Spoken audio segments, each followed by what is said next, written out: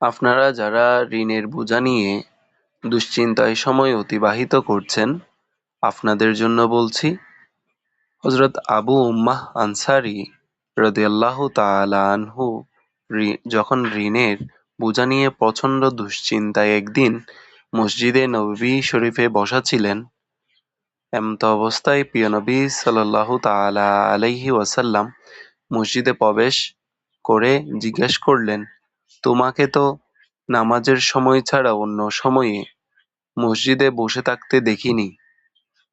তিনি বললেন, ইয়া রাসূলাল্লাহ সাল্লাল্লাহু আলাইহি ওয়াসাল্লাম, আমি ঋণের বোঝা নিয়ে অনেক দুশ্চিন্তায় আছি, তাই এখানে বসে রয়েছি।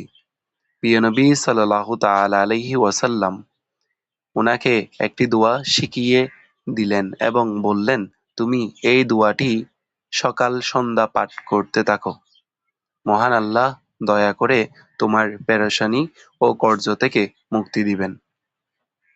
সাহাবী বললেন, প্রিয় নবীজি সাল্লাল্লাহু আলাইহি ওয়াসাল্লাম এর শেখানো দোয়াটি আমি সকাল সন্ধ্যা পাঠ করতে থাকলে মহান রব্বুল আলামিন আমাকে দুশ্চিন্তা ও কর্জ থেকে মুক্তি দিয়ে দিলেন। সুবহানাল্লাহ।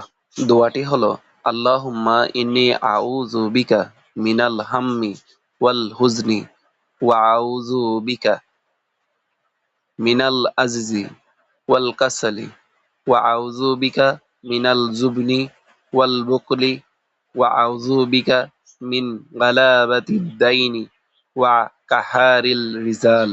আবু দাউদ শরীফ, হাদিস নং 1555। ইমানদার নামাজি নর-নারী যদি সকাল সন্ধ্যা এই দোয়াটি পাঠ করেন, অবশ্যই মহান আল্লাহ দয়া করে ঋণের বোঝা ও দুশ্চিন্তা মুক্ত করবেন ইনশাআল্লাহ।